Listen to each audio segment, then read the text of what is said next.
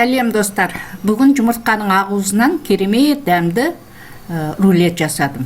Жұмыртқаның ақуызын сарысынан бөліп аламыз. Менің ыдысымда 180 грамм жұмыртқаның ақуызы.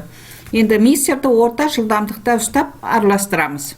Енді бір чым-чым тұз салып, тағы да араластырамыз. Жұмыртқаның уызы ағарған кезде үстіне қантымыз саламыз. Міне қантымыз салынғаннан кейін сары уызды миксердің жоғарғы күшіне қойып жақсылап араластырамыз.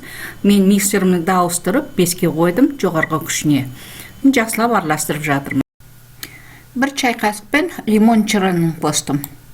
Қоюлығы және тығыздығы осындай болу керек міне. Миксердің басынан құламау керек.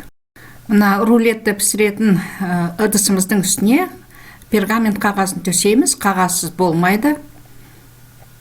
Міне ақуызымызды жақсылап қағаздың үстіне тегістеп жағып алдық.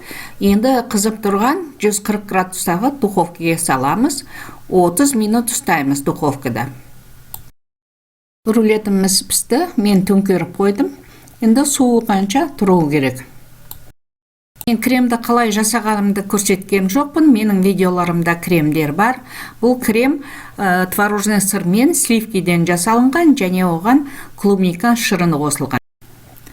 Енді мен астындағы пергамент қағазымен аударып жатырмын, немесе астына сүлгі қойып орасаңыздар да болады. Міне рулетіміз пісті, орадық.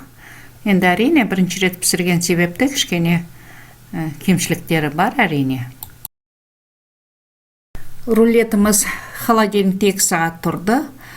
Пышақпен кезер кезде пышақтың жүзін сулап алу керек, сонда рулет тез кесіледі. Сіздер де жасаңыздар, керемет, өте дәмді рулет.